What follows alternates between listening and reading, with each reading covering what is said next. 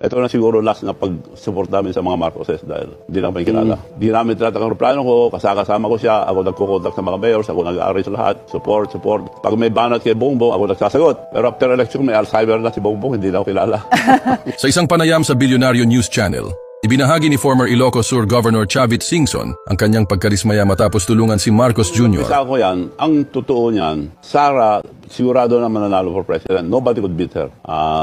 Very popular at that time. Now, si Bongbong naman, nakiusap si Amy Marcos sa akin, natulungan si Bongbong for his vice presidency dahil dinaya lang, sabi niya. Tawagin muna yung mga leaders sa North bago ako makapagbigay ng desisyon ko na tutulong sa inyo ako. I will invite them, Manong, all the leaders in the North, but I'll use your name because you are the president of the Mayor's League. Sige ako. Nimbita niya, dumating naman lahat. So, pagdating doon, sabi ni Amy, thank you for coming.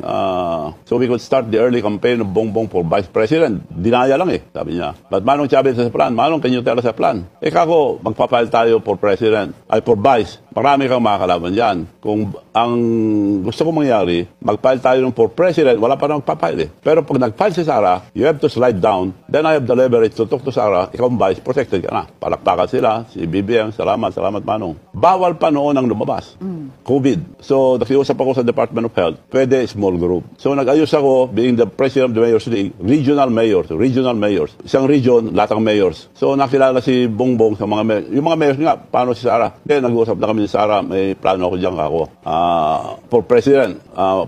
Sara for President Hindi, okay lang yan ako. So, naka-ready naman, nakako naman si Bongbong mag-slide down. In the end, bakit hindi po nag-slide down si Nagkataon ng problema nung popular na si Bongbong dahil sabi sa akin ni Bongbong noon, Manong, ang swerte ko, ikaw presidente ng Mayor's League. Puro mayors ang minimit ko ngayon. Ang laki tulong ng mga mayors. Nung tumakbo ako noon, wala akong isang mayor, sabi niya. So nung nagka-momentum na po siya, ayaw na mag-slide down? No, wala nang pagkakataon na gano'n dahil nung kinausap ko si Sara na pag nag-file ka, willing si Bongbong, yun ang usapan namin dahil kami mga mayors, committed na kami sa iyo. As we have committed. So he's willing to slide down. Hindi naman, hindi na ako tatakbo ngayon. Next time na lang, sabi niya. Bakit naman? Hindi.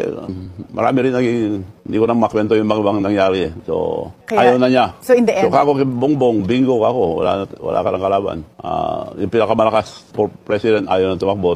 Good for you. Tuwan-tuwa siya. Tuloy-tuloy na kami lahat. Tuloy-tuloy. Ako lahat ang di namin tinatakang plano ko, kasama ko siya, ako nagkukontak sa mga mayors, ako nag-aaral sa lahat, support. Pag may banat kay Bongbong, ako nagsasagot. Pero after election, may Alzheimer na si Bongbong, hindi na ako kilala. So ngayon po ba, kanino kayo mas malapit? Kay President Bongbong Marcos or kay Senator Amy? Malapit naman ako dahil tinutulungan ko sila tuwing eleksyon. So, ito na siguro last na pag-support namin sa mga Marcoses dahil hindi namin kilala. Well, so ngayon po, ang support nyo, kung sakaling tumakbo si Vice President Sara sa 2028, will be with I will Vice support President her.